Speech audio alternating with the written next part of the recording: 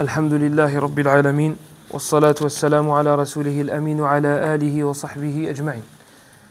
Alors on avait parlé dans le dars précédent de al-qana'a, du fait de se suffire de ce qu'on avait, et on a dit qu'il y avait pour cela deux solutions pour atteindre justement ce degré-là, arriver à cet objectif-là.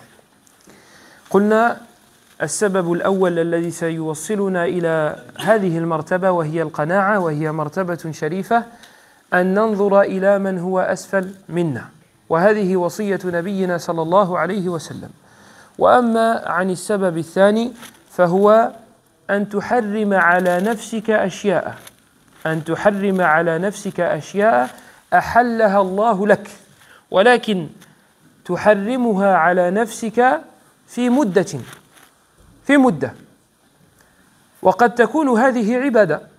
فمثلا الصيام تحرم على نفسك الأكل إذا صمت على وجه التطوع. إذا صمت حرمت على نفسك الأكل متعمدا، وهذا سيشعرك بالنعم التي بين يديك. وثانيا عليكم السلام سيوصلك هذا إلى درجة القناعة إذا استمررت على هذه الحال. Donc la première solution, le premier remède, le premier chemin à entreprendre pour pouvoir arriver à al-qana'a, c'est le fait de regarder ceux qui sont en dessous, dans les bienfaits. Et ça, on l'avait détaillé la dernière fois, et on avait dit que c'était le conseil de notre prophète sallallahu alayhi wa alihi wa sallam. La deuxième solution, la deuxième option, le deuxième remède, le deuxième médicament, c'est le fait de se priver de certaines choses qu'Allah t'a rendu halal. On ne parle pas du haram. Le haram, normalement, tu ne le touches pas. Mais t'interdire certaines choses qu'Allah t'a rendu halal. D'accord ? Et dans certains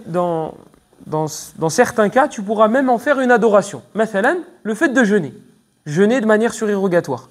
Tu vas t'interdire de manger et de boire et d'avoir des rapports avec ton épouse durant un moment, et ce sera une adoration. Tu vas t'interdire quelque chose qui t'était halal pour adorer Allah et pour te rendre compte de ce bienfait-là qui est... Regardez, pendant Ramadan, qu'est-ce qu'on se dit ? Enfin, qu'est-ce qu'on se dit, nous les gros, pas tout le monde. Qu'est-ce qu'on se dit ?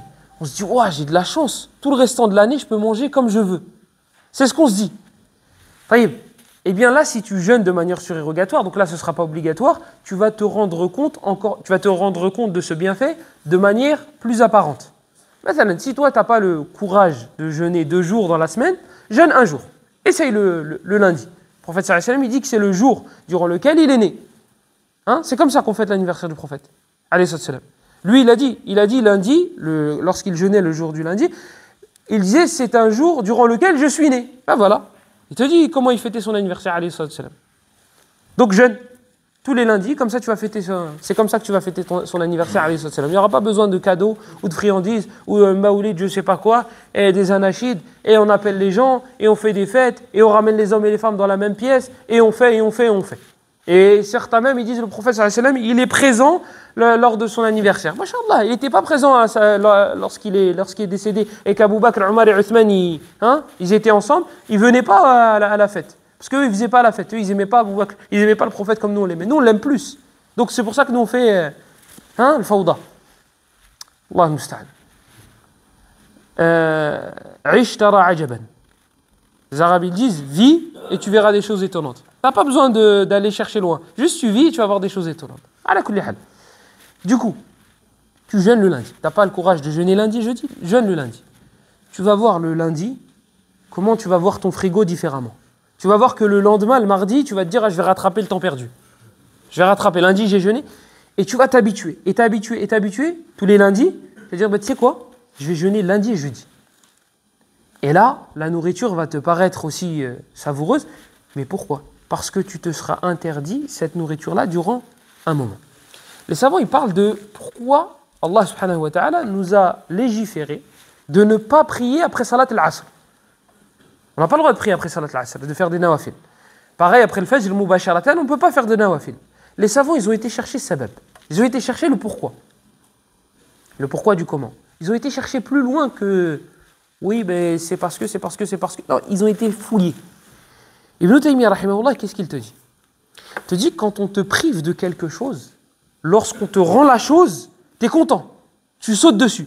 Prive ton fils de console et rends-lui 2 jours après. Il va sauter sur le truc, limite il va trembler. Taïb. Là, Allah, il t'interdit de faire des prières surérogatoires après l'Asr. Normalement, si tu es un mu'min, si tu es un croyant, ton âme, elle est comme ça. Comment je vais faire? Je ne vais pas pouvoir faire de prières surérogatoires. Oh, j'ai hâte d'être au Maghreb. Comme ça, après le Maghreb, je fais des nawafil pour Allah.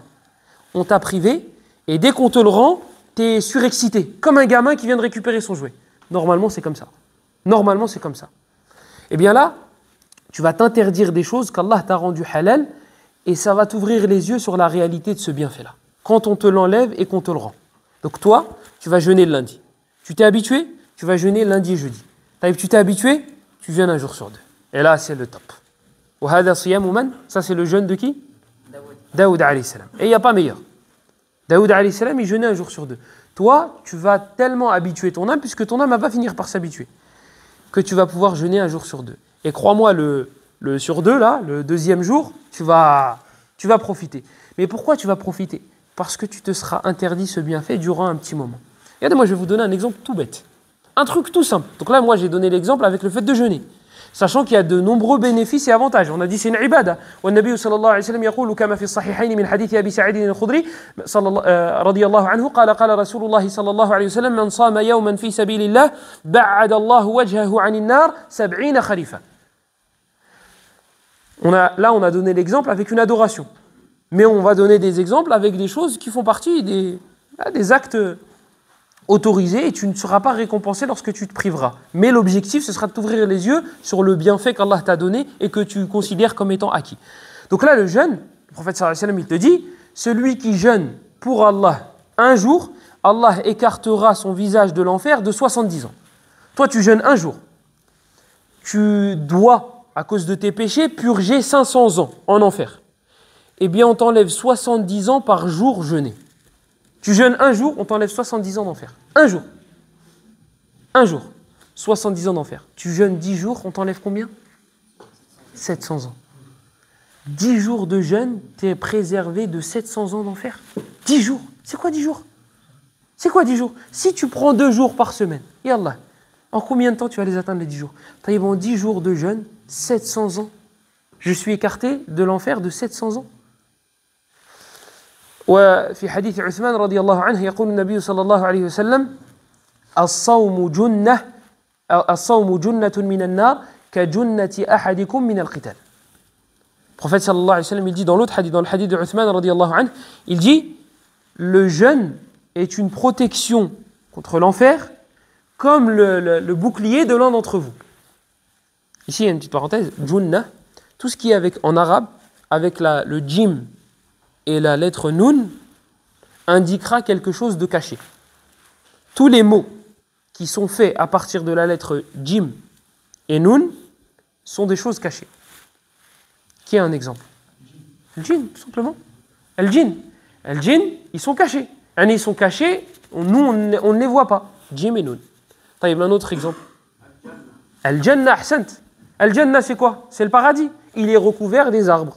Lorsque tu passes au-dessus, il est recouvert des arbres. Donc il est caché. Junnah, on a dit c'était quoi là? Le bouclier. Le bouclier, le combattant, il se cache derrière son bouclier. Donc il est caché par cette chose-là. Vous voyez, en langue arabe, vous avez cette richesse-là. C'est qu'avec 2 lettres, il va te dire, la base avec ces 2 lettres-là, c'est que ça va se rejoindre sur un asl, sur une base. C'est quoi? Ça va dépendre il y a un autre truc encore. Comment on appelle le bébé qui est le bébé qui est dans le... Hein? Janin. Janin. Pourquoi on l'appelle comme ça? Parce qu'il est caché. Le janin, il est dans le ventre de la mère. Il est caché. Donc, voilà. Donc c'est la base de caché. Donc là, Junna, c'est le bouclier. Junna avec un tamarbuta à la fin. Donc le prophète sallallahu alayhi wa sallam, il nous dit que le siyam, le fait de jeûner, c'est un bouclier contre l'enfer, comme le bouclier que vous pouvez prendre, comme le bouclier que l'un d'entre vous pourrait prendre lors du combat. Est-ce que vous imaginez la différence entre un combat avec ou sans bouclier? Il va te préserver des coups. Là, on te dit, et l'image elle est forte, le prophète sallallahu alayhi wa sallam, il te dit, c'est une protection contre le feu de l'enfer, le fait de jeûner. Et pourquoi c'est une protection contre le feu de l'enfer? Parce que Shaitan, il a moins d'emprise sur celui qui jeûne. Et pourquoi il a moins d'emprise sur celui qui jeûne? Il faut revenir au hadith d'Abdullah ibn Mas'ud al-Bukhari Muslim. Ya ma'shar al-shabab, man istata'a minkum al-ba'ata falyatazawwaj, fa innahu aghaddu lil-basar wa ahsanu lil-farj, wa man lam yastati' fa'alayhi bis-siyam. Fa'alayhi bis-sawm. Pas siyam. Fa'alayhi bis-sawm. Fa'alayhi bis-sawm. Vous savez là ce qui vient de se passer. Lorsqu'un savant du hadith citait un hadith, et qu'un parmi les présents lui soufflait une réponse, mais la réponse était fausse, et que le muhaddith l'acceptait, il disait ça y est, c'est plus un bon prof, c'est plus un bon muhaddith. On l'a testé, on a fait exprès de lui donner une erreur, et il est tombé dedans. Et ils ont retiré ses hadiths, et ils disaient c'est bon, lui on rapporte plus de lui. Et là c'est ce qui s'est passé. Mais là c'était pas volontaire, je pense, de votre part. Le prophète sallallahu alayhi wa sallam, il dit, celui parmi vous, man istata'a minkumul ba'ata falyatazawwaj, celui parmi vous qui peut jeûner, qu'il le fasse. Celui parmi vous qui peut se marier, qu'il le fasse. Fa innahu aghaddu lil basar, car il est plus propice pour baisser le regard, il aide à baisser le regard et à préserver sa chasteté. Et celui qui ne peut pas, fa'alayhi bis-sawm, pas siyam. Fa'alayhi bis-sawm fa innahu lahu wija. Alors qu'il fasse, je ne sais pas si j'ai inversé les mots tout à l'heure, si du coup je suis tombé sans faire exprès dedans, فَعَلَيْهِ بِالصَّوْمِ فَإِنَّهُ لَهُ وِجَاء. Qu'il jeûne parce que ce sera pour lui une protection. Pourquoi une protection? Là on a dit as-siyamu junnah dans le hadith de Uthman. Là dans le hadith d'Abdullah ibn Mas'ud, le prophète sallallahu alayhi wa sallam, il dit si vous ne pouvez pas vous marier, alors jeûnez. Pourquoi c'est une protection? Parce que les veines, elles sont moins dilatées, elles sont moins épaisses. Donc il y a moins de place pour qui? Pour le diable. Parce que le diable, il coule dans les veines. Inna ash-shaytana la yajri min ibni Adam majra ad-dam. Le diable, il coule dans les veines du fils de Adam, comme le sang. Le prophète sallallahu alayhi wa sallam, il le dit dans le hadith, il me semble, je crois que c'est le hadith d'Anas ou de Safiya. Lorsque le prophète sallallahu alayhi wa sallam, il est sorti la nuit avec son épouse, et qu'il a croisé deux compagnons. Et les deux compagnons, quand ils ont vu le prophète, ils ont tourné la tête. Le prophète sallallahu alayhi wa sallam, il dit ala rislikuma, il dit doucement, doucement. Innaha Safiya. C'est Safiya. Pourquoi il a dit c'est Safiya? Pour se justifier. Pour dire, je ne suis pas en train de sortir avec une femme la nuit étrangère, etc. Et les deux, ils ont dit, ya Rasulallah, tu crois vraiment qu'on va penser du mal de toi? Et le prophète, il leur a dit, Inna ash-shaytana la yajri min ibni Adam majra ad-dam. Il leur a dit, le Iblis, Shaitan, il coule dans les veines. Il coule dans les veines du fils de Adam comme le sang. Qu'est-ce que ça veut dire? Ça veut dire que des pensées négatives peuvent vite arriver. Toi, tu vois un frère avec une femme, tout de suite, Shaitan, il te dit, oh, t'as vu? Le frère, il profite, c'est la nuit. Ah, t'as vu? Le frère, il fait quand il est caché. Le prophète, sallallahu alayhi wa sallam, pour fermer la porte à Shaitan, il leur a dit, doucement, c'est sa fille, c'est ma femme. Et eux, ils se sont étonnés. Ils se disent, ya Rasulallah, on va penser quelque chose de mal de toi. Il dit, écoutez, le diable, il coule dans les veines du fils de Adam très rapidement. Très rapidement. Il va te mettre un truc dans ta tête, et toi, pour le faire sortir, Allah yasahel. Pour le faire sortir, qu'Allah te facilite. Et là, on en tire aussi une leçon. C'est que les choses qui portent à confusion, évite-les. Il y a un truc que tu vas faire, les frères, ils vont mal l'interpréter. Évite. Et si tu es obligé de le faire, alors justifie-toi. Dis pas, je m'en fous de ce qu'ils disent les gens. Je m'en fous de ce qu'ils pensent les gens. Oui, je suis d'accord avec toi, à 2000% même. Et je suis très bien placé pour dire cette phrase-là. Mais pas tout le temps. Pas dans tous les cas. Dans le hadith de Jabir, le prophète sallallahu alayhi wa sallam, quand un des hypocrites s'est levé et il a dit Ya Rasulallah, Ya Muhammad, i'dil, fa innaka lam ta'dil.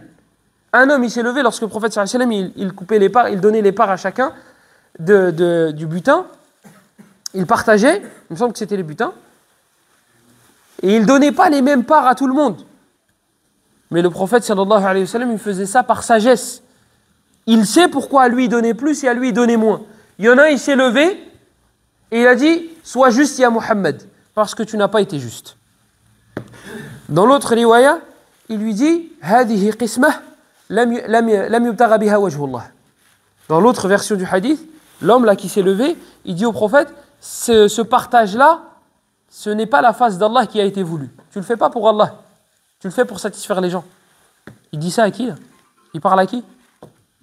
Il parle au prophète sallallahu alayhi wa sallam. Taïb, Omar, il se lève et il lui dit « Laisse-moi couper la tête.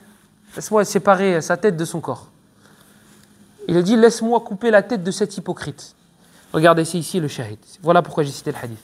Le prophète sallallahu alayhi wa sallam aurait pu dire c'est un munafiq, fais-le. قال لا يتحدث الناس أن محمدا يقتل أصحابه. هذا ليس من أصحاب رسول الله صلى الله عليه وسلم. ومع ذلك النبي صلى الله عليه وسلم يراعي ذلك لأن الذي يمر على النبي صلى الله عليه وسلم ويراه يقتل أحدا ينتمي إليهم ماذا سيقول الناس؟ سيقولون محمد يقتل أصحابه. فرعاية لهذا نهاه النبي صلى الله عليه وسلم عن قتل هذا الرجل. L'homme là en question, c'est pas un compagnon du prophète. C'est pas un compagnon du prophète. Il dit au prophète, sois juste. Ça sous-entend quoi? Il n'y a même pas de sous-entendu, c'est clair. C'est que le prophète n'a pas été juste. Dans l'autre version, il lui dit clairement, cette qisma, ce partage n'est pas la face d'Allah qui a été voulu. Il lui dit explicitement, tu fais pas les choses correctement. Omar, il lui dit, laisse-moi faire le travail. Laisse-moi m'occuper de lui. Le prophète, il lui dit non. Il lui dit, je ne veux pas que les gens disent que Mohammed tue ses compagnons. Mais c'est lui là, ce gars-là. En vrai, c'est pas un compagnon. Et d'ailleurs, beaucoup de savants disent que les Khawarij, bon, ils sont sortis de lui, mais beaucoup de savants disent certains savants, disent que les Khawarij ne font pas partie des musulmans. Ceux qui, Daesh, etc. Il y a certains savants, Ibn Hajar dans Fath al-Bari, il cite la divergence et il dit que certains savants ont dit que ce n'étaient même pas des musulmans. Donc c'est lourd quand même, surtout un gars qui dit au prophète sallallahu alayhi wa sallam ce genre de phrase. Mais le prophète a empêché Omar de tuer cet homme-là. Pourquoi? Pour ne pas que les gens disent Mohammed tue ses compagnons. La réputation. Les gens, je ne veux pas qu'ils disent que je tue mes compagnons. Donc oui, on s'en fiche de ce que les gens disent, mais pas tout le temps. Il y a certaines limites à avoir. Dans la limite du raisonnable. Oui, je suis d'accord. Mais il y a des choses qu'il faut éviter de faire. Il y a des choses, c'est toi le fautif, tu n'avais qu'à pas faire. Le prophète sallallahu alayhi wa sallam, une fois, il s'est levé après la salade directement. Et ce n'était pas dans ses habitudes de se lever directement. Il restait assis. Et un jour, il s'est levé directement. Et après, il est revenu. Et il a expliqué aux compagnons pourquoi il s'est levé directement. Pourquoi il a expliqué? Parce qu'il n'a pas l'habitude de faire ça. Donc là, il va se justifier, il va dire voilà, moi j'ai fait ça parce que j'avais de la zakat qui était chez moi et je ne voulais pas que ça reste chez moi, donc j'ai été la donner rapidement. Il a été donné, il me semble que c'était des dates. Donc, on s'en fiche de ce que les gens disent, oui et non. Parfois oui et parfois non, et ça a besoin d'une certaine jurisprudence. Donc, je disais que la chose qui va nous mener à al-qana'a, un des moyens, une des solutions, c'est le fait de se priver de certaines choses. De se priver de certaines choses halal. Donc là, j'ai donné l'exemple avec le jeûne. C'est légiféré, c'est une adoration. Mais des fois, ça peut être quelque chose que vous aimez, mais qui n'a rien à voir avec les adorations. Ou quelque chose qui vous facilite la vie. Je vais vous donner un exemple concret. Moi, je suis myope. Là, si j'enlève mes lunettes, Suleiman, je ne vois rien du tout. Je vais voir un truc avec une capuche. Mais je ne vais rien voir du tout. Absolument rien. Donc, qu'est-ce que je fais? Quand je rentre à la maison, je laisse mes lunettes posées sur le meuble d'entrée. Et je reste comme ça 20, 30, 40 minutes. Et je galère à regarder des choses qui peuvent vous paraître simples. Et après, je vais récupérer mes lunettes. Et quand je récupère mes lunettes, je me dis « Waouh !» C'est la vie en couleur. Je découvre la vie. Et je fais ça à chaque fois. Donc ça peut être quelque chose de très simple, mais qui, à vous, dans votre vie de tous les jours, vous facilite votre vie. Tu te l'interdis et après, tu le récupères. Et tu vois, tu te dis « Ah ouais, mais en fait, la vie, elle est beaucoup plus... » Les ablutions. Toi, t'es comme moi, tu mets le truc tout à gauche, je bête le truc, et tu laisses couler, jusqu'à ce que ce soit bien chaud, et après, bismillah, et tu fais tes ablutions. Hein? Taïb. Essaye, tu t'imposes ça, un jour dans la semaine, tu fais tes ablutions qu'avec de l'eau froide. Qu'avec de l'eau froide. Et en plus, c'est très bénéfique pour le corps. Ala kulli hal. Laissons ça. Nous, on veut juste éduquer nos âmes.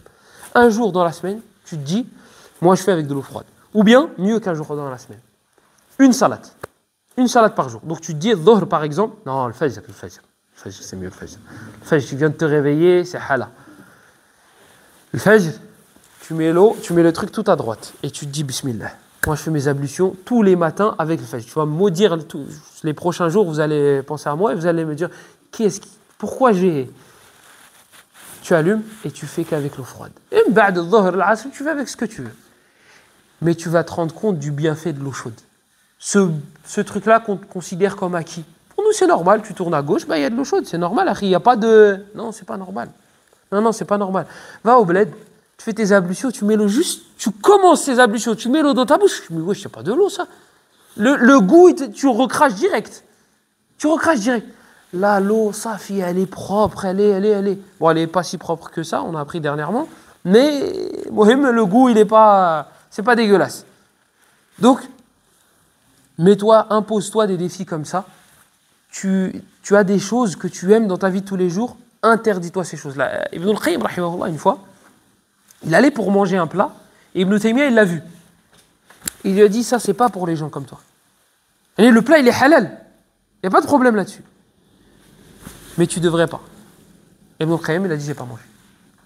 Pourquoi tu devrais pas? Toi, tu as un certain statut, toi, tu as une certaine place. Toi, tu n'es pas n'importe qui, toi, tu n'es pas monsieur tout le monde. Toi, tu ne devrais pas te faire autant plaisir. Et ça, c'est un niveau qui est haut. Ça, pour quelqu'un qui a l'habitude de faire le haram et qui font ça à fond, à 200 à l'heure, il va dire, oh, mais vas-y, moi, j'ai du mal avec les interdits. D'accord, toi, réessaye d'éviter les interdits, on ne parle pas avec toi. Mais toi qui veux évoluer, essaye de t'interdire certaines choses qu'Allah t'a rendues halal. Ah, regardez, j'ai un autre exemple. Et cet exemple-là, il est chaud aussi. On aime tous dormir. Il n'y en a pas un qui dit « j'aime pas dormir ». Ceux qui disent « j'aime pas dormir », c'est nos enfants. Mais ils ne se rendent pas compte de la chance qu'ils ont. Tu lui dis « va faire la sieste », il dit « non ». Et il court partout, et tu l'attrapes, et tu le chopes, et tu le jettes dans le lit, et tu te retournes, et il est à côté de toi, il a sauté, il a fait le truc. Tu dis « mais comment il a fait ?» C'est eux qui n'aiment pas dormir. Vous et moi, c'est nos moments préférés. « Harrim ala nafsika sa'atin min an-nawm » Interdis-toi des heures de sommeil. Jarrib, essaye. Enlève 1 heure. Tu dors 6 heures, dors 5 heures. Tu dors 5 heures, dors 4 heures. Et dites pas c'est impossible ou c'est des choses qui sortent de l'ordinaire. Ya akhi, jarrib. Essaye. Essaye 1 mois, 2 mois, 3 mois et après viens et dis-moi c'est impossible. Mais t'essayes pas. Moi, c'est les personnes que je préfère. Je leur dis écoute, akhi, essaye ce truc-là. Mais c'est impossible. T'as essayé? Non. T'as déjà essayé? Non. Mais comment tu sais que c'est impossible? Abdul Aziz ibn Abdullah ibn Baz, rahmatullahi alayhi rahmatan wasi'a, dhaka al-imam, c'est ce grand savant. Il a atteint les 90 ans, il était malade d'un cancer, il sortait de l'hôpital. Sa femme, elle a décalé le réveil. Pourquoi? Parce qu'il avait l'habitude de dormir 4 heures. Et elle s'est dit, 90 et quelques roya, et tu sors de l'hôpital, et tu as un cancer, et tu travailles. Il n'a jamais pris de vacances de toute sa vie. De toute sa vie. Vous allez juste lire sa biographie, vous allez être épuisé, vous allez être essoufflé. Je dis, mais comment un homme il peut faire ça? Ses élèves, ils disent, des fois il restait assis après le fajr sur sa chaise, en train de faire tadris, en train d'enseigner, plus de 3 heures d'affilée. Et il faisait des matières différentes. Les élèves ils disaient, nous on avait mal aux jambes. Il ne changeait pas de position. Il avait un cancer. Il avait atteint les 90 ans. Il faisait des allers-retours dans les hôpitaux. Et il dormait 4 heures. Et toi et moi, on ne peut pas dormir 4 heures. C'est pas toi qui te vantes de courir 20 km et tu dis, oh, moi, en plus, je cours vite et je m'arrête pas et je tape dans le sac et j'ai fait 5 minutes sans m'arrêter. Ben vas-y, dors 4 heures. Essaye, au moins 1 fois par semaine. Tout à la fin de sa vie, il est sorti de l'hôpital. Il était malade. Il avait un cancer et durant les cours, des fois, il s'arrêtait, il faisait ça. Et il parlait plus. Et après, il faisait ça. Et il continuait le cours. Et je te parle pas d'un mal de gorge où tu tousses, etc. Moi, je te parle d'un cancer. Je te parle d'un gars qui a atteint les 90 ans. Il faisait des allers-retours dans les hôpitaux. Il sort de l'hôpital. À cet âge-là, il va pour dormir, sa femme elle décale le réveil. Pourquoi sa femme décale le réveil? Il est aveugle. Rahmatullahi alayh. Il est aveugle. Il a perdu la vue, 19 ans, et il ne voyait plus rien. Et d'ailleurs, quand il a perdu la vue, il y a dans sa famille, ils ont dit Miskin, Ibn Baz. Miskin Ibn Baz. Hana al-masakin. C'est nous les masakin. Nous on voit mais on ne voit pas. Lui il ne voyait pas mais il voyait. Vous allez comprendre dans quelques secondes. Donc du coup, Khalid l'a compris direct. Du coup, quand il est sorti de l'hôpital, sa femme elle a décalé le réveil, un petit peu. Sauf que quelqu'un qui a l'habitude de dormir 4 heures, quelqu'un qui s'est habitué, et des fois vous oubliez le réveil, vous oubliez de le mettre le réveil, mais subhanallah, vous vous réveillez quand même. Comment ça se fait? Votre corps, il est réglé. Votre corps, il est réglé. Même Akhi, tu dors à 5 heures du matin parce que tu as un gosse qui crie toute la nuit et qui te chante à l'oreille droite, tu vas te réveiller à la même heure. En général, le corps, il est réglé. Cheikh, il se lève. Sauf qu'il a remarqué que son réveil, il n'a pas sonné. Et ça ne lui a pas plu. Nous, ça ne nous aurait pas plu que nos femmes ne décalent pas le réveil. On serait dit, mais tu m'as pas dit. Ben oui, mais c'est logique, j'ai pas besoin de te le dire. Je sors de l'hôpital, subhanallah, j'ai un rhume. Oh, je suis malade. Décale. J'ai pas besoin de te le dire normalement. Lui, il lui fait le reproche de l'avoir décalé pour qu'il dorme plus. Lui, c'est ça son reproche. Il lui a dit, mais voilà, elle lui a dit, mais t'es malade. Tu sors de l'hôpital. Repose-toi. Il lui a dit, le repos, c'est pas ici. Ar-raha, laysat haouna. Il a dit, le repos, c'est pas ici. Le repos, c'est pas ici. Et il a raison. Le repos, c'est pas ici. Le repos, c'est pas ici. Mais on parle de quoi, là? On parle pas d'un gars, il a dormi 6 heures, il se réveille fatigué, et il a envie de prendre des vacances, on lui dit, oh non, mais le repos, c'est pas ici.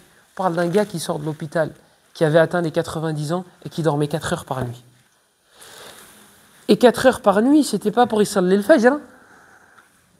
C'est pas pour Issalli al-Fajr, là, qui dormait 4 heures. C'est pour faire Qiyam al-Layl. Parce que pour lui, c'est normal. De faire Qiyam al-Layl, pour lui, c'est logique. Comme l'imam Ahmed, rahimahullah. Quand il y a un étudiant du hadith, sharaf, an tadrusa hadith Rasulillahi sallallahu alayhi wa sallam, hada sharafun lak.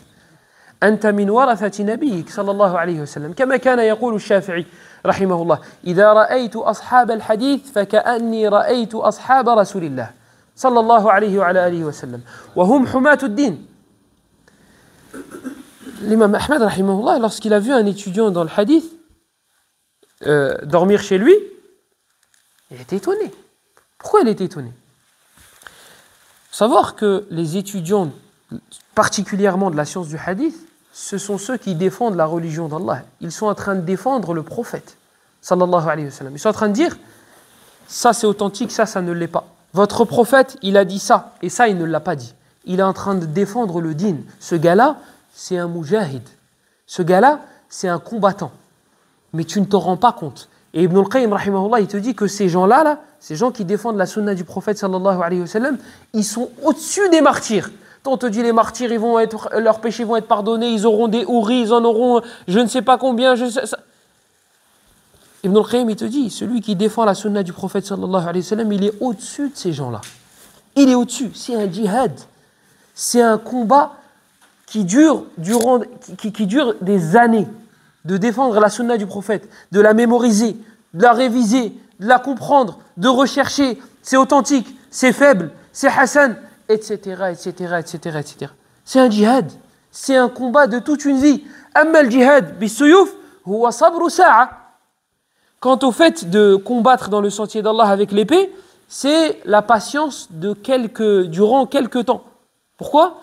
Tu prends ton courage à deux mains, et c'est une histoire de quelques secondes, ou quelques minutes, ou quelques heures, ou quelques jours, et après tu meurs. Et t'es mort dans le sentier d'Allah. Ibn al-Qayyim, il te dit, lorsque tu combats avec la science, c'est le combat de toute une vie. Là, on parle d'Ibn Baz, et on pourrait parler d'autres savants. Durant combien de temps ils se sont battus pour défendre la religion? Durant combien de temps ils ont appris? Ils apprennent le Coran, ils n'ont même pas 15 ans. Et ils font le tadris, ils enseignent jusqu'à la fin de leur vie, 80, 90 ans. Ils se battent toute leur vie et ils défendent. Et leur honneur est piétiné et il est sali et ils sont là debout et ils défendent la religion d'Allah. Et regardez, aujourd'hui on parle de ce gars-là qui est mort en 1999 en Arabie, et on est en France, dans un des pays les plus racistes que la planète ait connu, au fin fond du 95. Si ça, ce n'est pas une élévation, si ça, ce n'est pas une rifa, si ça, ce n'est pas la concrétisation de la parole d'Allah, yarfa'illahu alladhina amanu minkum walladhina utul ilm darajat. Si ça, ce n'est pas la réalité de la parole d'Allah, il élève parmi vous ceux qui ont la foi et ceux qui ont reçu la science en degrés. Ce n'est pas les gens qui élèvent. Kullu alladhi fawqa turab turab. Tout ce qui est sur la terre, c'est de la terre. Ce n'est pas les gens qui élèvent. Si un gars, il te dit, toi, tu vaux rien, ya akhi, ça ne veut pas dire que tu ne vaux rien. Parce que celui qui t'a dit que tu valais rien, il ne vaut rien. Peut-être même que ce n'est pas son domaine. Lui, il est boulanger. Et il te dit, toi, tu n'as pas de science. Tu n'as pas de science dans quoi? Bah, dans la religion. Mais akhi, toi, la Fatiha, ta'u fiha.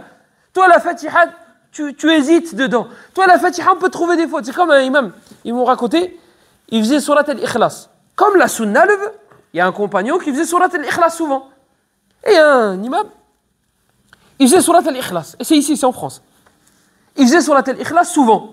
Et il y en a un, il est venu, et il a pris son imbécilité à deux mains, pas son courage à deux mains, c'est pas du courage.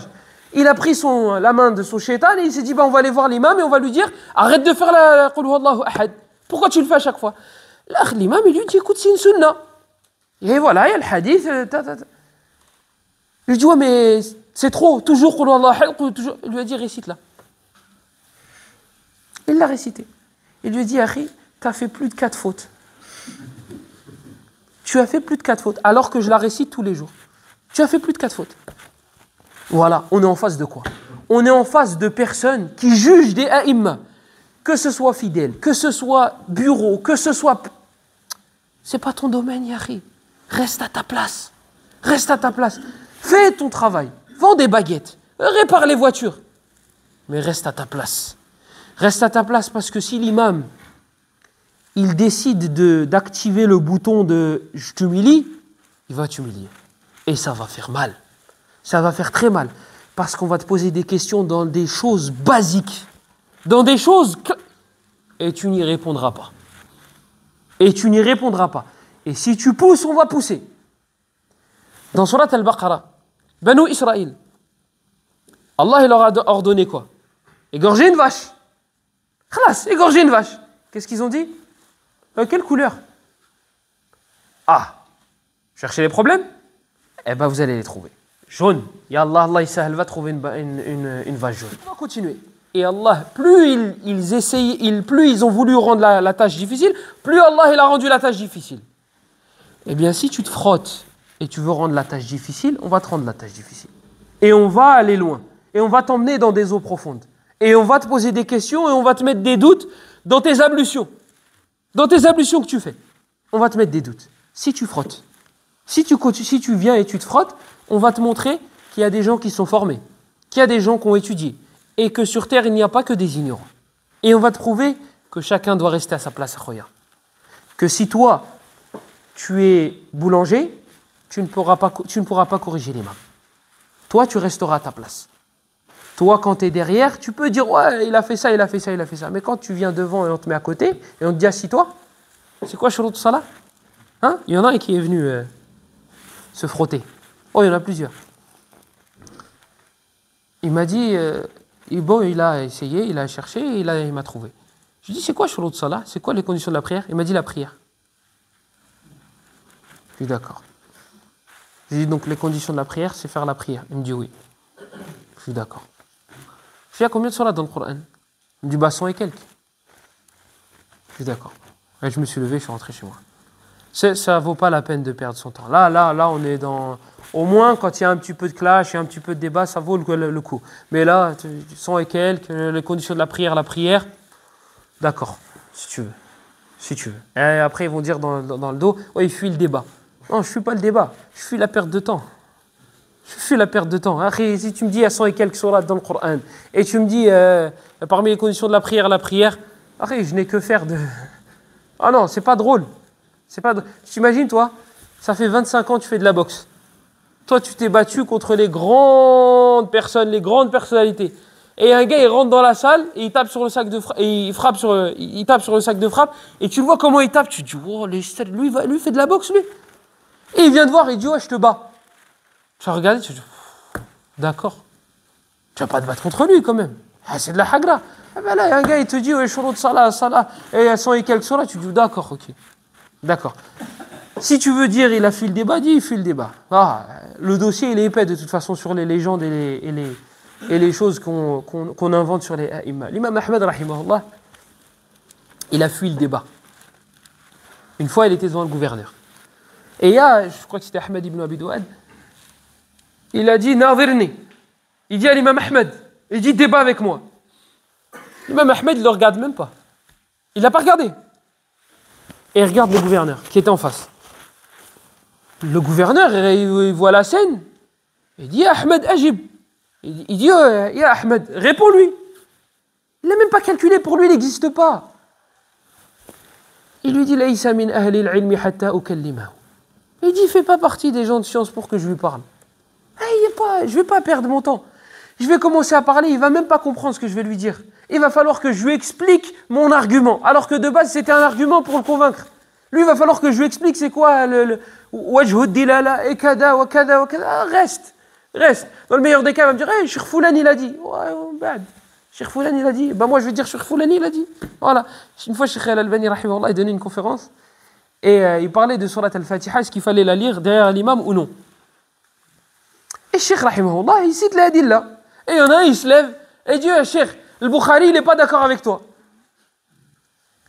Cheikh Al-Albani, il dit, bah, l'imam Ahmed, qui est le professeur de l'imam Al-Bukhari, il n'est pas d'accord avec le Bukhari. Il n'est pas d'accord avec son élève. Donc moi, toi, tu argumentes avec le Bukhari. Moi, j'argumente avec le professeur de Bukhari, l'imam Ahmed. Il lui dit, non, Cheikh, le dalil. Et je lui dis, bah, c'est ce que je te disais de base. C'est ce que je te disais de base. Moi, je te parlais de dalil, de preuve. Toi, tu m'as dit Cheikh Foulan. Donc moi, je t'ai dit Cheikh Foulan. C'est pas comme ça qu'on fait un débat.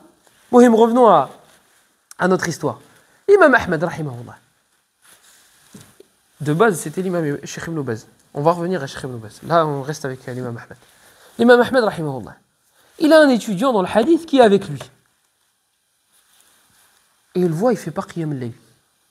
Et je disais donc que les gens qui étudient la science du hadith, ils défendent la sunna du prophète. Ce ne sont pas n'importe qui, ces gens-là. Ils défendent la sunna du prophète.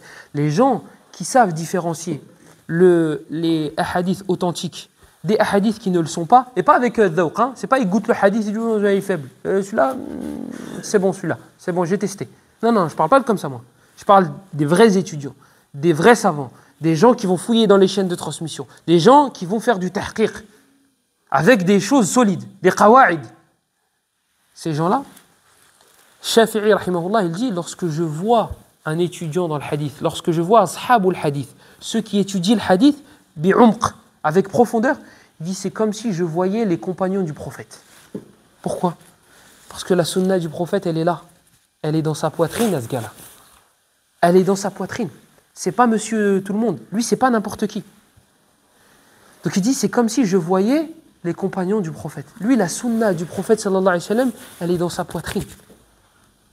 Toi, quand tu es ébahi et tu es impressionné devant un gars qui est capable de débloquer des ordinateurs, de te réparer une voiture et de te faire un plat succulent en 5 minutes, bah là, tu es en face d'un gars, tu lui poses une question, il a une panoplie d'informations, c'est un ordinateur. Il va trier les hadiths et les versets qu'il a, il va les réunir pour t'en faire une chose magnifique et il va t'en faire un résumé. Tu vas lui poser une question sur un hadith, il va fouiller dans sa mémoire en 3 secondes, 10 secondes, 15 secondes, tous les hadiths qu'il a en tête. Je ne connais pas ce hadith-là, mais ça me fait penser à 3 hadiths. Le premier, il est dans le recueil de l'imam Muslim. Le deuxième, il est là-bas. Un ordinateur, une machine. Et ce gars-là, il dort avec la sunna du prophète et il se réveille avec. Lui, peut-être même qu'il voit en rêve ce qu'il a étudié la journée, tellement il y pense, tellement il est amoureux des livres, tellement il est amoureux de la science. Et ces gens-là, c'est les moins respectés malheureusement dans les mosquées. Ces gens-là, ce sont ceux qu'on respecte le moins. Ouais, on lui donne 2000 et quelques. Ah, il devrait s'estimer heureux. Hein. S'estimer heureux. Mais pourquoi tu dis pas ça quand tu vas voir le médecin? Tu prends une consultation, tu prends Bonjour monsieur, tu vois, tu te mets en position, etc. Tu l'appelles en visio, tu prends via car, etc. Bonjour, j'ai mal à la gorge, etc. Ouais, d'accord. Il te regarde même pas, il te calcule même pas. Ouais, d'accord. Un arrêt maladie, s'il vous plaît, monsieur. D'accord. Limite votre Altesse. Ouais, ben voilà, tu vas prendre ça. Tiens, je l'ai envoyé en PDF. Allez, bonsoir. 1 minute 30 la consultation. 25 balles. Là, tu te dis pas, mais il se prend pour qui, lui 25 €, là, il a pris 3 minutes et il a un client juste après, il se refait 25 et... Là, tu te dis pas, il a pris de l'argent. Mais l'imam, tu vois, il le paye beaucoup. Ouah, ça, l'architecte, quand il vient, il te fait le plan, etc., il te fait le truc en 2 secondes, il te fait un beau plan, etc. Tiens, allez, 5 000 €. Oui, d'accord, monsieur, je vous fais en chèque ou je peux payer en plusieurs fois. Tu négocies pas. Tu négocies pas. Mais l'imam, non, mais t'as vu, c'est abusé, t'as vu, il fait ça. Ah. Comme je vous ai dit une fois, les gens les plus respectés chez les juifs, les rabbins. Les gens les plus respectés chez les chrétiens, les prêtres. Les gens les moins respectés chez les musulmans, l'imam. C'est la cible de tout le monde. Il a fait trop long, il a fait trop court. Il s'habille en noir, il vient en ça. Et il est trop payé. Et pourquoi il est jeune? Pourquoi il est vieux? Pourquoi il récite ça? Pourquoi il n'a pas récité ça? Pourquoi il a fait tel khutbah? Pourquoi il a fait sur tel sujet? Pourquoi il a fait 20 minutes? Pourquoi il n'a pas fait 15? Pourquoi il a fait 20? Pourquoi il n'a pas fait 30? C'est la cible de tout le monde. La cible de tout le monde. Voilà pourquoi on est en bas. Voilà pourquoi on est en bas. Parce que ce poste-là, tout le monde le fuit. Tout le monde le fuit. Moi, je connais des hufad, et vous les connaissez. Je connais des hufad ici, qui travaillent à l'aéroport, qui travaillent à l'usine, qui travaillent à la CNCF, qui travaillent... C'est des hufad, des gens qui connaissent le Coran. Et quand tu leur dis, tu ne veux pas faire imam, dis jamais de la vie. Jamais de la vie. Vous voulez savoir pourquoi? Venez, je vais vous faire un résumé, vous allez être surpris de ce qui se passe réellement pour les aïma et comment ils sont traités. Mais là, alaykoum, c'est pas grave. Parce que l'imam et les gens qui étudient, ils ne cherchent pas la reconnaissance des gens. Si l'imam il cherche la reconnaissance des gens, il y a un problème. C'est pas ça qu'il cherche. Lui, il est avec Allah. Lui, quand il rentre à la maison, il est avec le prophète et ses compagnons. Comme ils ont dit à Abdullah ibn Mubarak. Ils ont dit, viens t'asseoir avec nous. Viens discuter un peu avec nous. Il a dit, non, moi je vais m'asseoir avec les compagnons du prophète. Il a dit, Abeka Jounoun, t'as été atteint de folie, t'es devenu fou. Comment les compagnons ils sont morts? Qu'est-ce que tu leur racontes, je vais m'asseoir avec les compagnons? Il a dit, ben moi quand j'ouvre les livres, je suis avec les compagnons. Moi c'est comme si j'étais assis avec eux. Il dit, quand je m'assois avec vous, vous faites la médisance, vous parlez sur les gens. Et c'est ce qui se passe. Donc l'imam, c'est pas grave. Lui, sa science, elle est avec lui. Comme il disait l'imam Ibn Hazm, rahimahullah. Ilmi ma'i haythuma yammamtu yatba'uni.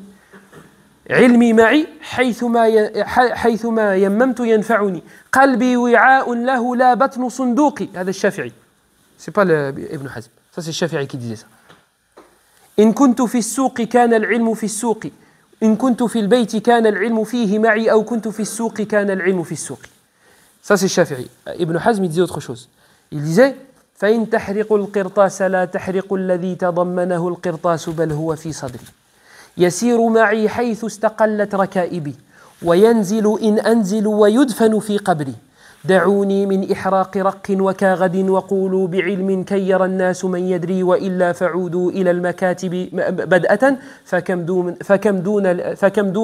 فكم دون ما تبغون لله من ستري. C'est pas grave qu'il n'y ait pas de reconnaissance, que les gens ne soient pas satisfaits, c'est pas grave. La personne qui a de la science, son trésor, il est là-dedans. Son trésor, il est dans sa poitrine.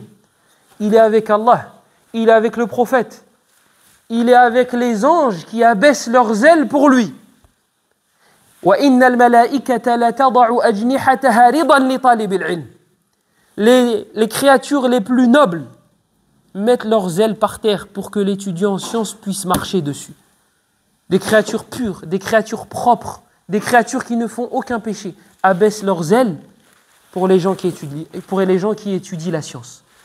On continue. وإن الحيتان لا تستغفر لمعلم الناس الخير. prophète sallallahu alayhi wa sallam, il dit dans le hadith rapporté par l'imam Abu Daoud et dans le musnad de l'imam Ahmed, il dit alayhi salatu wassalam, wa inna al-malaikata la tada'u ajnihataha li talib al-ilmi wa inna al-alima la yastaghfiru lahu man fi as-samawati wa man fi al-ard wal hitanu fi jawfi al-ma' وإن العلماء ورثة الأنبياء وإن الأنبياء لم يورثوا دينارا ولا درهما وإنما ورثوا العلم فمن أخذه أخذ بحظ وافر. Le prophète sallallahu alayhi wa sallam il dit, et la personne qui enseigne le bien, le savant qui enseigne le bien, ceux qui sont dans les cieux et ceux qui sont sur terre, même les poissons au fond des océans, demandent pardon à Allah pour cette personne-là. Elle demande à Allah pardon pour elle. Et les savants sont les héritiers des prophètes. Le sharaf, il s'arrête là. L'honneur s'arrête là. Les gens, pas les gens. Yahri, tu as hérité de Muhammad. Sallallahu alayhi wa sallam. Ce que tu portes dans ta poitrine, c'est la dernière révélation et c'est la révélation la plus noble. Tu n'as besoin de reconnaissance de personne. Tu n'as besoin de reconnaissance de personne. Tu n'as pas besoin qu'on t'élève. C'est Allah qui élève. C'est Allah qui élève. Ibn Hazm, j'ai cité ses vers de poésie. Ibn Hazm, il était en Andalousie. Ils ont déchiré ses livres. Ils les ont jetés dans les rivières pour que l'encre fasse disparaître ses écrits. Pour qu'il n'ait plus de livres. Et Ibn Hazm, il est mort il y a plusieurs siècles. Et on parle de lui à Goussainville. Comment ça se fait? Parce que c'est ce qu'il disait justement dans ses vers de poésie. Si vous brûlez les cahiers et les livres, le contenu, vous ne le brûlerez pas. Parce qu'il est là. Et c'est ce qui s'est passé. Ibn Hazm, il a réécrit ses livres. Et aujourd'hui, on a les livres d'Ibn Hazm. Et on profite de la science d'Ibn Hazm. Pourquoi? Alors que les gens l'ont piétiné et l'ont écrasé. Parce qu'Allah subhanahu wa ta'ala, nahsabuhu kadhalik, il a décidé de l'élever. Les gens, ils ont décidé de l'écraser. Mais Allah, il en a décidé autrement. Et donc, on parle d'Ibn Hazm jusqu'à maintenant. Un autre, Shafi'i rahimahullah. Shafi'i, c'est un des a'imma des madahib. Shafi'i al-hajj, barakallahu fik, al-hajj, barakallahu fik. Shafi'i rahimahullah, en Égypte, lorsqu'il a pris la science de l'imam Malik, le madhab de l'imam Malik, il était très répandu. Donc tu ne peux pas dire Malik il s'est trompé. Mais Shafi'i, c'est un savant. Et c'est son élève, il a le droit de dire écoute, moi je vois qu'il s'est trompé. Les gens ne le laissaient pas dire ça. Et il l'a dit. Et qu'est-ce qu'ils ont fait? Ashhab ibn Abd al-Aziz, ahadu ulama al-Malikiyya wa ahadu fuhulihim, kana yad'u bil maut ala al-Shafi'i fi sujudihi. Les savants malikites, certains d'entre eux, alhamdoulilah, pas tous, ils ont voulu se débarrasser de Shafi'i. Pourquoi? Parce que Shafi'i parle trop. Il dit que Malik il s'est trompé, il se prend pour qui? Et donc quand il a fait son madhab al-Jadid, quand il est parti en Égypte, ils lui ont dit tais-toi. Il a dit je me tais pas. Je vais répandre ce que je pense être la vérité. Et bien qu'est-ce qu'ils ont fait certains savants malikites?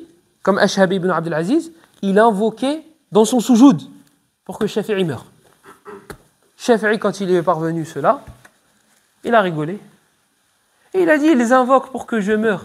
Mais si je meurs, ils vont mourir aussi.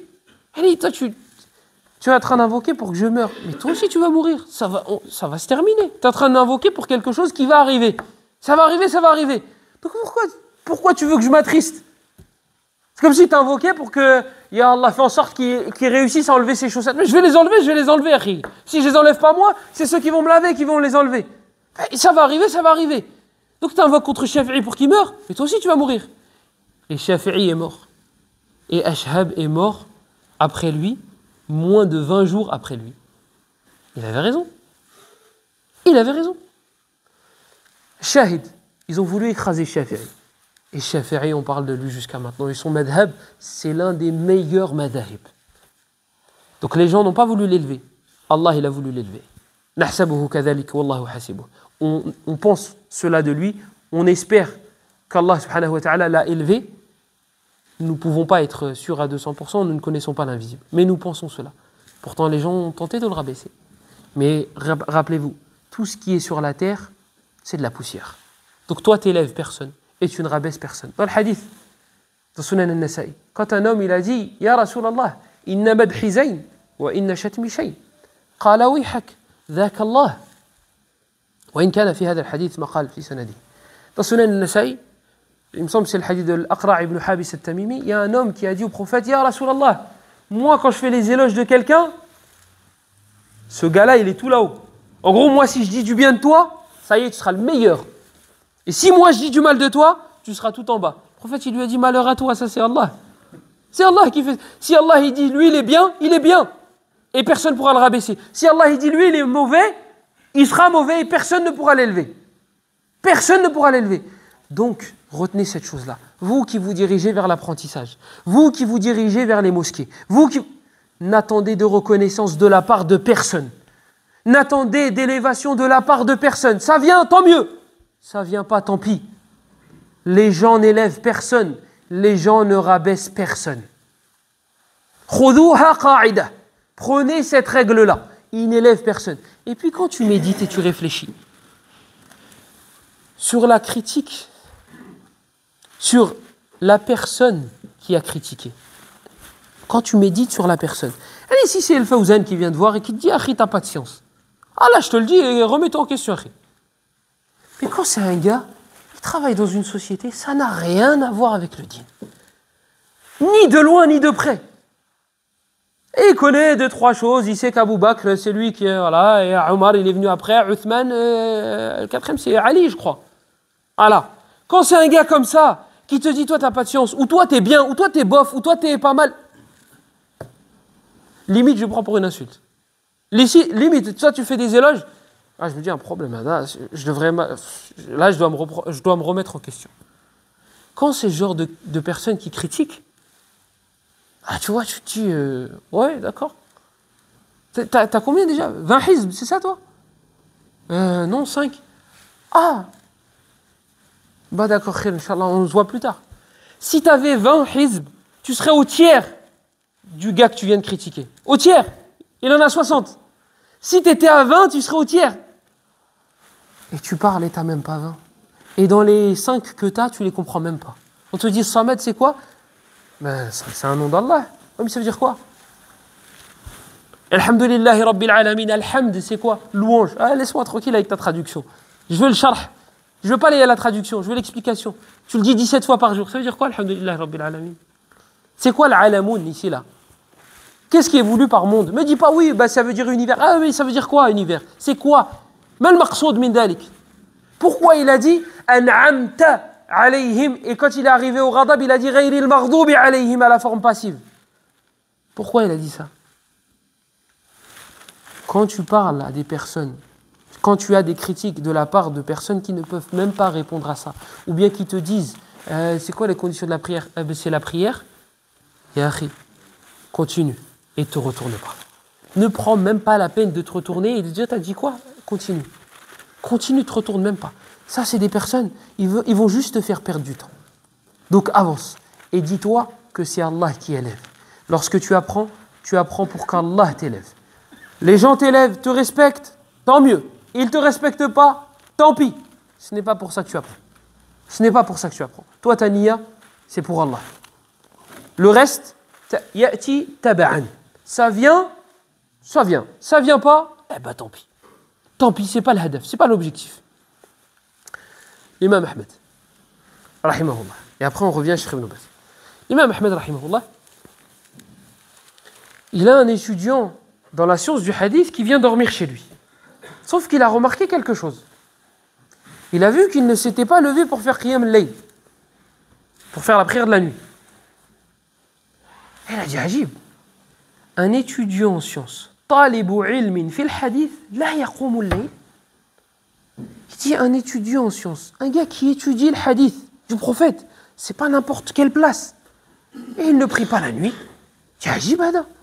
C'est étonnant ça. Vous savez que l'imam Ahmed, il voit que celui qui ne fait pas le witr, on ne prend pas son témoignage.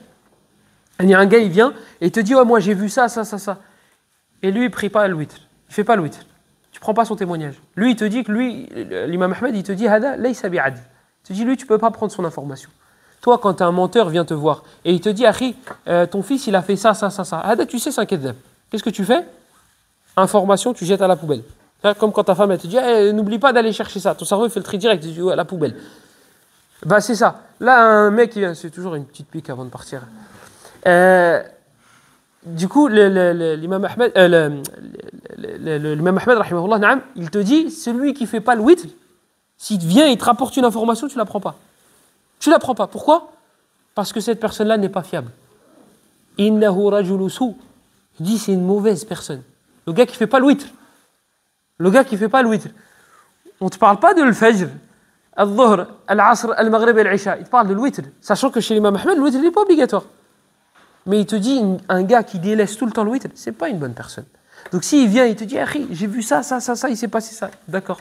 Oui, d'accord, ouais. Mais tu prends pas l'info. Là, toi, tu es un étudiant dans le hadith, tu viens étudier la chose la plus noble. Il n'y a rien de plus noble que d'apprendre et d'enseigner. Rien. Et tu fais pas qiyam al-layl. Donc l'imam Ahmed, il ta'ajjab. Il s'est étonné. Une fois, il y a un gars, il est venu voir l'imam Ahmed, un étudiant. Et il voulait une tazkiya de l'imam Ahmed. Il voulait que l'imam Ahmed écrive Foulan, c'est un bon. Tu vois? Tu vas voir Cheikh Al-Fawzan, tu dis, tu peux écrire, s'il te plaît? Je m'appelle Sofiane. Et tu dis, Sofiane, il est fort dans le fiqh. Cheikh Al-Fawzan, il va dire, vas-y, rentre chez toi. Va. Et bien, l'imam Ahmed, un gars, il est venu le voir, un étudiant dans le hadith, il dit, tu peux écrire tazkiya. Parce que si tu as une tazkiya de l'imam Ahmed, tu passes partout. T'imagines, tu vas voir les gens, Cheikh Fawzan, il a dit que j'étais bien, j'étais fort. C'est une tazkiya qui est forte. Taïb l'imam Ahmed, un étudiant dans le hadith, il va le voir. Je lui dis, est-ce que tu peux écrire que je suis un bon? L'imam Ahmed, il écrit. Il écrit une tazkiya, donc il écrit une éloge pour que le gars l'apprenne, cette éloge-là, et aille voir les autres savants et disent, voilà, tu vois, regarde, l'imam Ahmed, il m'a validé. Donc l'imam Ahmed, il écrit, Ya'ti ilayka rajulun yuhibbu al-hadith. Va venir à toi un homme qui aime le hadith. Non. L'étudiant, il a dit, non, akhi. Lui, akhi, je suis en ouf. Tu dis, akhi, à l'imam Ahmed, il y a un problème. C'est la fatigue. Il lui dit, imam, écris sahibu hadith. Je ne sais plus s'il lui a dit, il a écrit muhibbu al-hadith ou bien il a écrit rajulun yatlubu al-hadith. En gros, il a écrit une phrase, l'imam Ahmed, un homme va venir à toi qui aime le hadith. Ou bien voilà, un gars qui étudie un peu le hadith. Une phrase comme ça. Là, il me dit, non, s'il te plaît, tu peux écrire sahibu hadith. Est-ce que tu peux lui écrire? Est-ce que tu peux mettre que je suis un gars qui est sahibu hadith? Sahib, c'est quoi sahib? Quand tu dis que le tel c'est le compagnon de tel, tu utilises le terme sahib. Là, le gars, il dit à l'imam Ahmed, écris que je suis un sahibu hadith. En gros, le hadith, il coule en moi, là, dans mes veines. Moi, je suis un sahibu hadith. L'imam Ahmed, il lui a dit non. قال صاحب الحديث عندنا من يعمل بالحديث. Il lui dit, chez nous, celui qui est sahibu hadith, c'est celui qui œuvre avec le hadith. C'est pas حدثنا فلان وفلان وفلان وفلان وحدثنا فلان وفلان par cœur comme un ordinateur. Ou qui j'ai tatbiq, ouais mais akhi, il y a une divergence, c'est obligatoire ou pas le witr. Ouais mais t'as vu akhi, déjà j'ai étudié, je réponds à la science, déjà c'est le plus grand des djihad. Non akhi, normalement toi t'es au premier rang. Toi t'es au premier rang normalement. Normalement la yasbiquka ahadun ila Allah. Normalement toi personne te devance. Personne te devance lorsqu'il s'agit de l'adoration. Pourquoi? Parce que justement, tu as de la science. C'est pas j'ai de la science donc je recule. Non, tu as de la science donc avance. Normalement, c'est ça. Donc il lui a dit, chez nous, sahibul hadith, c'est celui qui œuvre avec le hadith. Et un frère, une fois, on était chez un cheikh mauritanien, et pareil, il essayait de lui tirer une tazkiya de la bouche. Il essayait de lui tirer un... Moi, je suis un gars bien.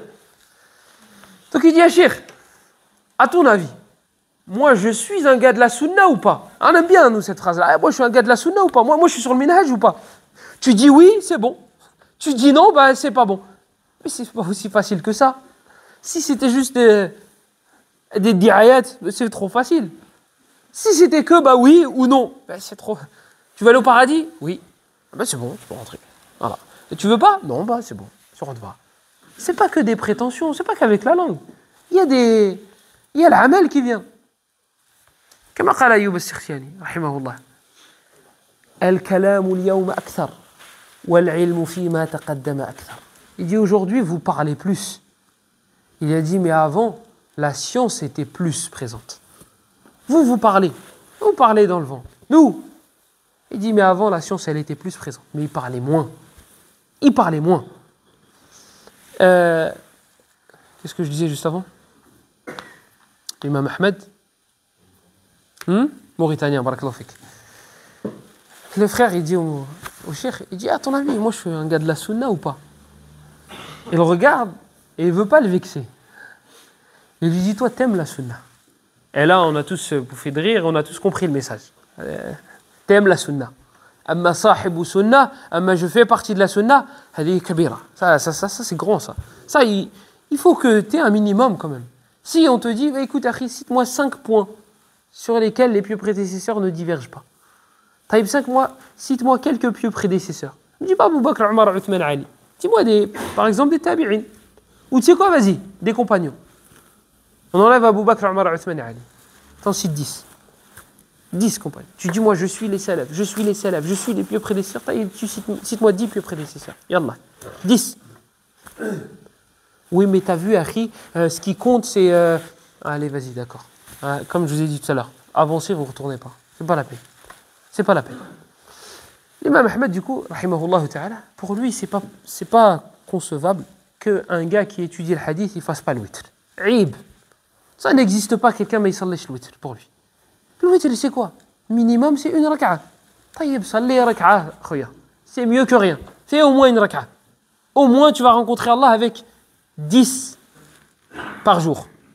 Parce que al-hasanatu bi'ashri amthaliha. Parce que la hasana, elle est multipliée minimum par 10. Et puis, tu vas gagner en cardio. Tu fais 1 aujourd'hui, demain tu vas faire 3. Tu fais 3 ce mois-ci, le mois prochain peut-être tu vas faire 5. Et quand tu vas faire tarawih, tu te dis, oh, bah, en fait 11, c'est pas si compliqué que ça. Et qui sait, peut-être que tu vas rencontrer Allah avec 11 par jour. C'est pas énorme en vrai. L'imam Ahmed, combien il faisait par jour? 300. Quand il est tombé malade, combien il faisait? 150. Il était malade. 150 rak'at. Et il était en prison. Et il se faisait fouetter par le gouverneur. 150 rak'at. Toi et moi, si on fait 150 un jour, le lendemain, on dit, ouais, je fais pas la prière. Parce que le baraka, j'ai fait pour la semaine.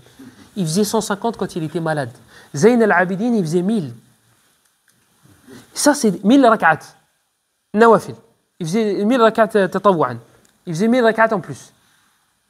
Ça, c'est des gens qui sont faits de chair et de sang et qui avaient des enfants et qui avaient des épouses et qui étaient des humains, ils avaient faim, ils mangeaient, ils buvaient, ils avaient des shahawat aussi. Ils avaient des envies aussi. Et malgré cela, regardez, ils étaient capables. Et Jarib, essaye, c'est pas impossible. Tu te fixes un jour dans la semaine et tu te dis, tu sais quoi, moi, je vais dépasser mes limites tel jour. Tel jour, j'ai le faragh, j'ai du temps de libre, je vais essayer de faire 50. Yallah baraka, 50. Tu essayes, tu fais au moment de Doha. Tu fais 50. Tu essayes. Tu n'y arrives pas, c'est trop difficile. Yallah, ben, ralentis. Fais 50 aujourd'hui, la semaine prochaine, tu essaieras 30 ou 40. Mais essaye de temps en temps et tu verras que c'est pas si difficile que ça en vrai. Si eux, ils ont pu le faire. Abu Muslim al-Khawlani, rahimahullah. Lui, il priait la nuit et il avait un bâton à côté de lui. Dès qu'il commençait à trembler des jambes de fatigue, il prenait le bâton, il tapait ses jambes. Et il disait, les compagnons du prophète ne vont pas nous devancer. Vous allez rester réveillés et on va rester debout. Et quand la fatigue atteignait vraiment le summum, eh ben, il jetait dans le bahr, il jetait dans la mer. Vous voyez un gars au milieu de la nuit, il jette dans la mer comme ça, et il revient et il s'allait. C'est des humains. Eux aussi, ils avaient une famille, ils avaient une shahwa, ils avaient des envies et ils avaient des occupations. Et malgré cela, ils ont pu faire ça. Ya akhi, s'ils ont pu le faire, tu peux le faire. S'ils ont pu le faire, tu peux le faire. Jarrib, juste essaye. Essaye. Essaye une fois par semaine. Tu te dis aujourd'hui, je vais faire le barnamaj de l'imam Ahmed. Je vais faire... L'imam Ahmed, t'as vu tout ce qu'il a fait dans sa vie? 300 rak'at, etc. Lui, il faisait ça tout le temps. Essaye un jour. T'essayes un jour, tu te lances un défi. Tu te dis, moi, je vais le faire. Un jour. Pour voir ce que ça donne. Allah, au moins, j'aurais essayé. Tu veux pas l'imam Ahmed? Bah, fais l'imam Ahmed version malade. 150. Et si tu es incapable de faire l'imam Ahmed version malade, eh ben, pose-toi des questions, mon frère. Pose-toi des questions. et arrête avec moi 70 000 au paradis, je rentre sans châtiment ni akhi. T'es pas capable de faire la moitié de ce qu'ils faisaient. T'es pas capable de faire ce qu'ils faisaient lorsqu'ils étaient malades. Et tu crois que tu vas être à côté de l'imam Ahmed l'yawm al-qiyamah? Tu crois que tu vas être à côté d'Abu Bakr, Omar et Uthman? Et qu'ils vont te dire, reviens, on va au paradis ensemble, dans le même degré. Hayat, ce serait de l'injustice de te mettre à côté d'Abu Bakr. Eux, ils se sont plus fatigués que toi. Donc toi, tu veux atteindre ces degrés-là? Ya akhi, fatigue-toi. Kama qil, at'ib qadamak, fa in ta'iba qaddamak. Ils disaient, les Arabes, fatigue tes pieds. Fatigue-les. Si tu réussis à les fatiguer, ils vont te faire avancer. Toi, c'est lorsque tu marches beaucoup que tu as mal aux pieds. Eh bien, si tu marches beaucoup vers Allah, eh bien là, tu vas avancer. C'est là que tu vas te rendre compte que tu auras avancé. On laisse l'imam Ahmed tranquille et on revient à Cheikh Ibn Baz. Cheikh Ibn Baz, rahimahullah, il sort de l'hôpital, 90 ans, il dort 4 heures par nuit, sa femme, elle décale le réveil. Elle décale le réveil, pas pour qu'il dorme moins, pour qu'il dorme plus. Et lui, il n'est pas content. Comme j'ai dit tout à l'heure, nous, si notre femme, elle décale le réveil, qu'est-ce que tu fais? J'ai dormi que 5 heures, j'ai dormi que 6 heures. Et Allah, on peut monter encore. Je connais des frères ici, ils dorment 13 heures. Mais je ne vais pas donner de nom. Et il y en a un autre, il dort 11 heures et il a dit ça va. Puisque Foulen, il dort 13 heures. Vous avez vu l'effet que ça a de regarder ceux qui sont... C'est pour ça que je vous ai dit, regardez en dessous, regardez pas au-dessus. Donc lui, il croit qu'il est dans la moyenne parce qu'il dort 11 heures. Alors bien sûr, ils sont là, les deux, ils sont là. Donc du coup, Cheikh Ibn Baz, rahimahullah, sa femme, elle décale pas le réveil pour qu'il dorme moins. Elle le décale pour qu'il dorme plus. Et lui, il se réveille parce qu'il a l'habitude de dormir que 4 heures. Et il se réveille et il n'est pas content. Il n'est pas content parce que sa femme, elle a fait en sorte qu'il dorme plus. Mais Allah, il a voulu qu'il se réveille, Cheikh Ibn Baz, rahimahullah. Et il s'est réveillé et il lui dit, qu'est-ce que tu as fait? Il a dit, je voulais que tu te reposes, ya Cheikh. 90 ans. Il n'a jamais pris de vacances. Il était moufti. Il était imam. Il était mudarris. Et il était père de famille. Et il avait 2 femmes. Bah oui, ça a des avantages d'être moufti et imam. Ça n'a pas que des inconvénients. Non, on se plaint, mais en vrai, il y a pas mal d'avantages. Ah, les gens, ils pensent qu'on est... Ceux qui te détestent, ils te détestent. Mais ceux qui t'apprécient, ils pensent que t'es un... Que chez toi, tu fais que lire. Que chez toi, que t'as pas de console, t'as pas de ordi, t'as pas de... T'es un... C'est pas grave. Si les femmes pensent ça peut être avantageux. Du coup, Cheikh Ibn Baz, il avait 2 femmes. Et alhamdoulilah, il était aisé financièrement. Le Mouhim, 90 ans, imam, père de famille, époux, moufti, et il était chef du comité des savants. Il avait des postes très importants. Donc il était quelqu'un. Il a 90 ans, il sort de l'hôpital, il a un cancer, et il dit non, je ne veux pas dormir plus de 4 heures. Et toi et moi, on se vante parce que, t'as vu, j'ai couru, j'ai acheté un tapis, j'ai fait tel, j'ai fait ça. Et après, si tu cours des kilomètres et des heures, mais que tu es incapable d'enlever ta couette pour te lever pour faire Qiyam al-Layl, à quoi ça te sert? À quoi ça te sert d'avoir autant de cardio? À quoi ça t'a servi? Qu'est-ce que tu vas dire devant Allah? Ya Abdi, je t'ai donné de la force, je t'ai donné Shabab, je t'ai donné. Qu'est-ce que tu as fait? J'ai couru. Pourquoi? Pour maigrir et garder la forme et la santé. Et c'était pour ça que tu as été créé. C'est pour ça que tu as été créé. Nous, on ne dit pas qu'il ne faut pas faire. Mais ne fais pas que ça. أَفَحَسِبْتُمْ أَنَّمَا خَلَقْنَاكُمْ عَبَثًا وَأَنَّكُمْ إِلَيْنَا لَا تُرْجَعُونَ فَتَعَالَى اللَّهُ الْمَلِكُ الْحَقِّ. Est-ce que vous pensiez que nous vous avions créé en vain, sans objectif, comme ça? On t'a créé pour un hadaf, pour un objectif. Donc regarde, si tu cours 20 minutes sur le tapis, khallek 10 minutes dans la salade. T'as couru 20 minutes là. Là, je te dis pas de courir. 10 minutes, tu restes dans la salade. Tu fais la moitié. Vas-y, 7 minutes. Tu restes debout et tu récites la sourate que tu veux. 7 minutes. C'est à ça que ça devrait te servir. Lorsque le prophète sallallahu alayhi wa sallam nous a parlé du serviteur lorsqu'il sera debout devant son Seigneur, il sera questionné sur sa jeunesse. Qu'est-ce que tu as fait durant ta jeunesse? Oui, monsieur. Parce que durant ta jeunesse, tu peux faire des choses que tu ne pourras pas faire durant ta vieillesse. Tu as une force physique que tu n'auras peut-être pas lorsque tu seras âgé. Donc le mi'yar, le point principal, il est durant ta jeunesse. Et puis ce que tu fais lorsque tu es jeune, tu vas le récolter lorsque tu seras âgé. Ne crois pas que à 60, 70 ans, tu vas réussir à t'habituer à la mosquée alors que toute ta vie, tu l'as passé dans le haram. Illa man rahim Allah. Sauf si Allah, il te fait miséricorde. Mais si toi, tu as vécu toute ta vie dans le haram et tu dis, ouais, moi, t'inquiète, quand je serai vieux, quand je serai à la retraite, je resterai à la mosquée. Déjà, qui t'a dit que tu seras vieux? Premièrement. Et deuxièmement, qui te dit qu'Allah, il va te guider? Qui te dit, parce que toi, ça fait des années que tu lui désobéis. Qui te dit que tu n'as pas fait un péché qui l'a mis en colère? Et peut-être qu'il a scellé ton cœur jusqu'au jour de la résurrection. Donc toi, tu dois t'habituer maintenant. Tu dois t'habituer maintenant à l'adoration. Et lorsque tu vas prendre de l'âge, là ton corps il se sera habitué aux adorations et ça deviendra facile. Et si tu es incapable de faire les adorations que tu faisais durant ta jeunesse, eh bien par miséricorde d'Allah, il va t'écrire ce que tu faisais lorsque tu étais en bonne santé. Le hadith est sahih. Le hadith est dans le Bukhari Muslim. Donc, c'est là où tout se joue. Et lorsque vous fouillez dans les compagnons du prophète sallallahu alayhi wa sallam, la plupart étaient jeunes et ils faisaient des sacrifices immenses. Ils faisaient des sacrifices énormes. Donc, Cheikh Ibn Baz, rahimahullah, donc, il n'était pas content parce qu'elle a décalé le réveil. Et quand elle lui a dit, Cheikh, moi je voulais que tu te reposes, il lui a dit, le repos, c'est pas ici. Le repos, c'est pas ici. Ici, on se fatigue. Et si on arrive à se fatiguer ici, dans l'adoration d'Allah, alors on récoltera les fruits plus tard. Cheikh Ibn Baz, rahimahullah, il est décédé. La tante de Cheikh Abdel Karim al-Khudayri. Abdel Karim al-Khudayri fait partie des savants d'Arabie. Sa tante, elle était mariée avec Cheikh Ibn Baz. Et elle raconte, elle dit, Cheikh, il s'est levé au milieu de la nuit. Et il tient son ventre. Subhanallah, alhamdulillah, Allahu akbar. Subhanallah, alhamdulillah, Allahu akbar. Subhanallah, alhamdulillah, Allahu akbar.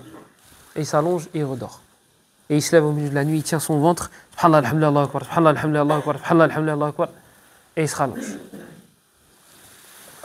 Elle dit à un moment, il se lève et il dirige sa tête vers la porte. Kana a'ma. Il est aveugle, Cheikh Ibn Baz. Donc il regarde vers la porte, il ne regarde pas vers la porte. Et là c'est noir, là c'est noir, là c'est noir. Mais il regarde vers la porte. C'est son épouse qui raconte. Elle dit et il se met à rigoler. Il se met à rigoler et Cheikh il n'a pas l'habitude de rigoler fort. Cheikh il n'a pas l'habitude de rigoler fort. Il rigole et il dit La ilaha illallah Muhammadun Rasulullah et son âme elle sort. Et il cite le verset, le cheikh qui raconte Dahikatum mustabshira. Le verset qui, dans Surat Abasa, le jour où ils riront, mais parce qu'on leur annoncera des bonnes nouvelles. À ton avis, pourquoi ils regardaient vers la porte? Puisque là c'est noir et là c'est noir. Pourquoi ils regardent par là et ils rigolent? Un de ses élèves, il dit qu'il l'a vu en rêve après sa mort. Il a vu Cheikh Ibn Uthaymin en rêve. Et Cheikh Ibn Uthaymin, c'est l'élève de Cheikh Ibn Baz. L'élève, il raconte, il dit, je vois Cheikh Ibn Uthaymin, et je lui dis, ah Cheikh, ma fa'ala Allahu bik? Qu'est-ce qu'Allah il a fait de toi? Là, on parle de l'élève d'Ibn Baz, de Cheikh Ibn Uthaymin. Il dit, qu'est-ce qu'Allah il a fait de toi? Il dit, il m'a fait rentrer au paradis, et il m'a fait. Et je lui dis, taïb ya Cheikh, il est où Ibn Baz? قال الفوق فوق. Il a dit, il est là-haut. Il a dit, il est là-haut, Cheikh Ibn Baz. Il est là-haut. Il n'y a pas de secret, Yari. Il n'y a pas de secret. Entreprends le même chemin qu'eux. Tu arriveras à la même destination qu'eux. C'est aussi simple que ça. Cheikh Ibn Baz, j'ai un raqi une fois. Il faisait ruqya à quelqu'un et le djinn, il a parlé. Le raqi, il lui a dit au djinn, il lui dit, va posséder Ibn Baz. Hada, le djinn qui parle à travers hadak l'humain, il commence à trembler. Ben Baz. Il dit, qu'est-ce qu'il y a? Il lui a dit, kullu qabaïl il djinn ta'rifu Ibn Baz. ولا نستطيع أن نقترب منه ولا نراه بل نرى نورا. هذاك le djinn il parle, le shaitan. Il dit Ibn Baz, Ibn Baz, Ibn Baz, Ibn Baz. Il dit toutes les tribus, tous les villages des djinns connaissent Ibn Baz. On le connaît tous. On ne peut pas s'approcher de lui. Ibn Baz, va voir, tape Ibn Baz. Il est tout maigre, toute petite barbe. Et tu vois son vêtement, il est mis d'une manière, tu vois, tu dis miskin, l'anta miskin. C'est nous les masakin. Comment il ne peut pas l'approcher? Alaqatuhu ma'a rabbih. C'est parce qu'il avait un lien avec son Seigneur. Il dit, on pouvait même pas le djinn, il dit, on peut même pas s'approcher de lui. Toi, tu me dis d'aller le posséder. Il dit, tous les villages des djinns connaissent Ibn Baz. Et on ne le voit pas, on voit une lumière. هذا والله أعلم وصلى الله وسلم وبارك على نبينا محمد وعلى آله وصحبه أجمعين. سبحانك اللهم وبحمدك أشهد أن لا إله إلا أنت نستغفرك ونتوب إليك وبارك الله فيكم.